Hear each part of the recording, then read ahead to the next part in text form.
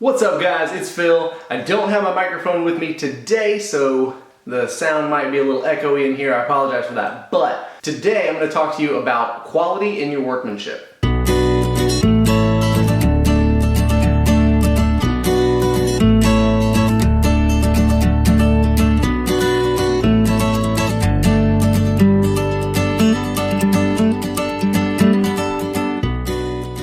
So check this thing out behind me. It's a pretty cool looking barn door. Couple of problems though. So for starters, this is a disturbing trend that I've seen on YouTube, and this is the caster wheels on the bottom of these heavy barn doors. I'm going to go over in a minute why that is ridiculous and should not be done. But first, let's touch on some other issues with this piece. So for starters, it looks like a beautiful barn door. It is two doors, or it's actually supposed to be one big door that looks like two doors, with the latch in the middle, and that's great.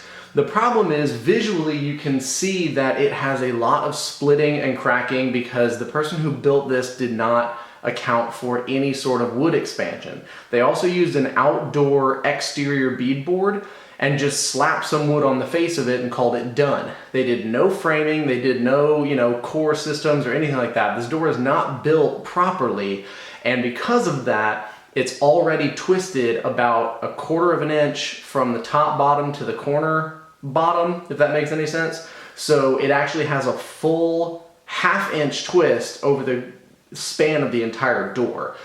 Which is unacceptable, and it actually destroyed the floor molding underneath the door. Now it's got some really nice hardware, except the person who built this system decided to add on an extra, 18 inches or 2 foot of track, and they did that by purchasing another kit and just re-drilling holes, which they drilled in the wrong place. So now whenever you go to shut the door, it bounces really, really hard over this little nub, and that just doesn't really work either, especially for my client who's just really not happy with it at all. To fill in all of the door casing, they literally just filled it in with Bondo and painted over it. Now, my client told me the reason that this was left is because the project was 4.5 months overdue, and that's why they ended up just painting over it as opposed to actually going through and taking care of it the proper way. So my client is very concerned because the door actually pops off the track when you roll it closed. Not only because that little piece of track on the end is at the wrong height, but also because the door itself is moving on the floor, not the track. And the floor over a 12-foot span is not perfectly flat and even. It kind of goes up and down a little bit, which is just enough that in the combination with the fact that the doors aren't actually one solid piece, those doors can shift next to each other on that seam, and it causes one of the doors to pop off. That has the client extremely scared that it's going to fall on one of their kids, and they actually banned all the kids from coming in this room, which is not cool because this is like the family craft room and her personal office. So it's not really a good thing. Also, this door is less than a year old. They just had it built by a local craftsman with a Facebook business. The problem is he's not really a craftsman, he's more of a hobbyist. He was just getting started, and actually this is the last project he ever did. He decided to stop doing it after this. I hate to say it, but I can see why. I understand if you're a hobbyist and this is the kind of stuff you do, great, go for it, keep doing it. And if you're DIYing this in your house, go for it. The thing is, this is a major liability. This opens up the homeowner and the person who built it to major, major, major liabilities and a lot of danger. And that's not a good thing, especially if you're selling and especially if you're a business. Now, I myself am an LLC, and I have my licensing, I have the insurances and stuff that I need because I'm supposed to be doing this. I also build things properly. I don't just go here on YouTube. It's usually a good start, but I usually end up talking to other people, reading some books and some plans, and learning things the proper way. That's what I encourage you guys to do as well. Whether you're watching my videos or the plethora of other videos out there, it's a really, really good idea to do a lot of research and not just trust one quick and easy project or a mommy blog and hope that that's going to be good enough, because this is literally dangerous. Now, back to why I don't like the casters.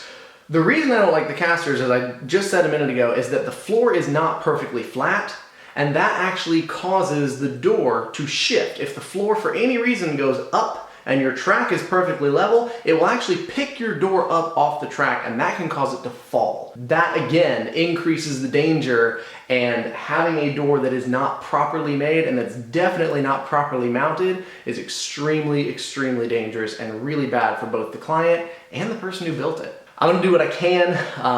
Obviously, I can't take a discount on somebody else's shoddy work, but I can do the best that I can.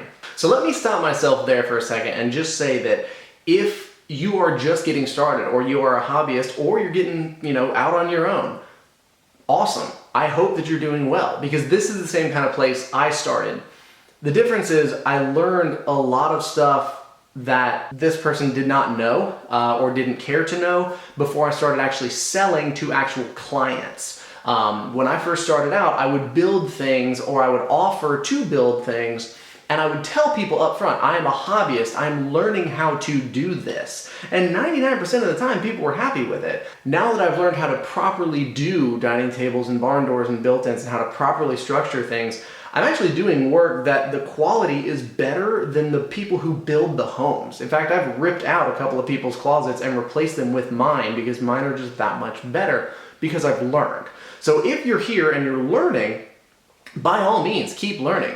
But I really, really encourage you to go through all of my videos, a bunch of other people's videos, research what it is you're wanting to build and the proper and safe ways to do it. This is not safe. This is extremely dangerous and opens the family and the builder to a lot of liability because it is a business, whether it's an actual business or not, or just a Facebook page that calls itself a business, like 90% of what Facebook woodworking is, it's still a legal issue and you're not protected if you're doing this kind of stuff. I always learn before I even commit to doing it for a client.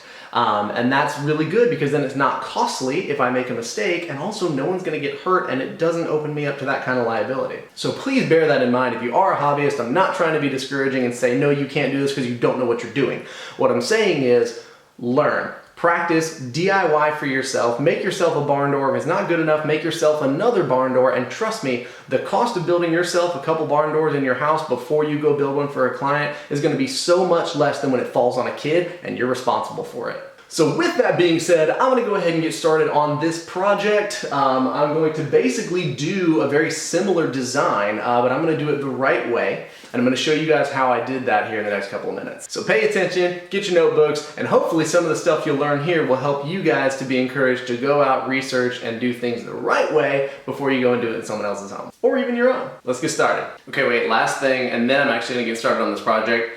I want you to watch as I move this door. Because I literally was just opening and closing it and the front wheel came completely off the track. So watch. I'm going to show you the top track because this thing should just ride flat on a perfectly flat level track. But because of the casters, the floor is pushing up on this door, and I want you to see what happens and why that's so dangerous. So I don't know if you can see this in the video, but there's a couple of issues. On this side of the track, the screw is not even screwed in, the lag bolt, and there's no washers to help protect it from vibration. It's leaning out so far that it wiggles, and it actually has bent the track itself down with the door. So regardless, I'm going to have to replace that track. But the weight of the door has actually bent the metal when you push it all the way to that far in. Plus, both stoppers have fallen off because nobody tightened them down.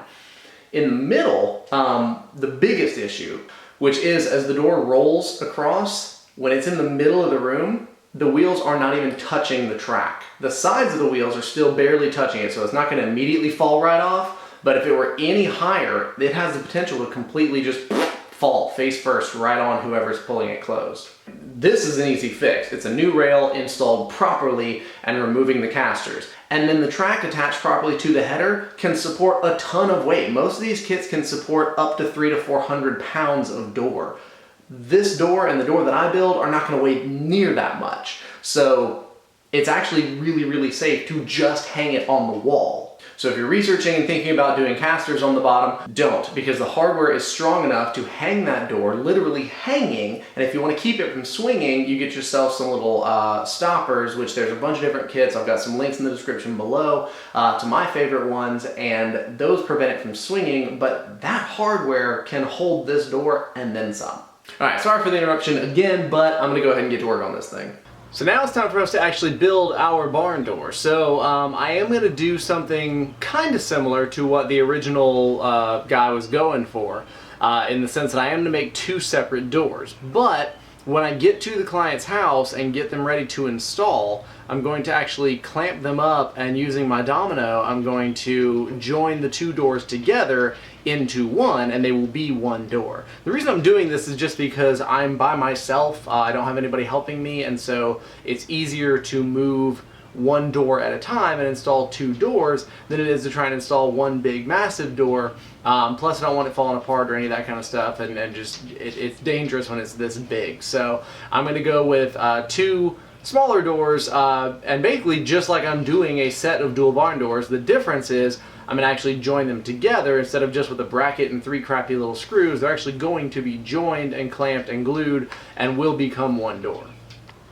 So the design here is going to be pretty simple. I'm going to lay out a piece of 11 ply maple plywood, and then using some pine going right over top of that, we're going to build a nice frame around the outside edge and then insert an inner frame that's going to give us that kind of face frame framework. So it's not you know, like a traditional mortise and tenon door, but it is going to be a really nice barn door. It's going to be well constructed, and with the solid core in the middle, it's going to be similar to what they already have, but it's not going to be a terrible exterior grade that's not made for this kind of application. It's actually a furniture grade plywood, which is going to provide a really nice base to start with. And we're going to frame it out properly so that it actually looks right. And when I put the two together, you won't even be able to tell. So let's get going. So the first step is going to be processing my plywood. I need to cut this down to 34.5 inches because that's what the size of each door is going to be. They're actually going to be 36 with the frame on them, but for now we're going to start with 34.5, and that's going to give us 72 total when we're done. Luckily, because these doors are so tall, I'm going to leave them full length, and they're actually going to end up being like an inch or two short of what I really need when it's all said and done. The next step is going to be cutting my 1x2s. Now I need to cut two at 34.5 inches to go across the top, and then I'm going to end up using two 8-foot sections to go as far as I can down the side, and then cut a little scrap piece to cover the rest of that distance to make it exactly 100 inches. Next, I'm going to cut my 1x6s, so the pieces that are going to go across the top are going to be 34.5 inches as well, and I need 4 of those. I'm going to have 2 per door, 1 at the top, 1 at the bottom, so I need 4 of those total. Then the rails going down the side are going to be 87.5 inches long, so I need 4 of those as well, 1 for each side. And the board cutting across the middle is going to be 23.5 inches long, and I need 2 of those, 1 for each door, and that's going to split the door right across the middle. Above that we're going to have nothing but a panel. Below that we're going to have the big X, because these are more traditional looking barn doors. I don't know what my dimensions are for those, so I've got my 1x4 set off to the side, and I'll get to those when I get to that step. So starting with the outside frame, I'm going to take my plywood pieces that I've cut, and I'm going to attach the frame so it's flush with the back, and the 1x2 is going to go all the way across from edge to edge across the top and bottom, and then I'm going to add my extra 1x2s going down the sides, and that provides my outer frame. Now the next step is to do the top and bottom boards. So I'm going to grab 2 of those 34.5 1x6s and put 1 at the top, 1 at the bottom. I'm going to apply a little bit of glue and some brad nails to hold everything in place and get those attached. Next I'm going to do my rails, so I'm going to grab those 87.5 inch 1x6s and insert them in between the other 1x6s going down the side of the barn door. You want to make sure that these are a nice tight fit between the 1x6s in the top and the 1x6s in the bottom. Once everything is glued and tacked down, I want to find my center point, and the center point is going to be between the edges of the top and bottom 1x6. So I need to find exactly where that is and measure and mark it on both sides of the 87.5 inch pieces, and that's going to give me exactly where the center board is going to land. Now to figure that out, I also need to grab my center board and mark the center of those. And then once that is done, I can line up those lines, add a little bit of glue, a couple of brad nails, and get that thing attached. Once everything looks good here, I can move on to my angled bits at the bottom, but before I do that, I'm going to go ahead and build the second door so that I can have both of these ready to go, and I can use the same angles when I'm doing my 1x4s for the bottom accents.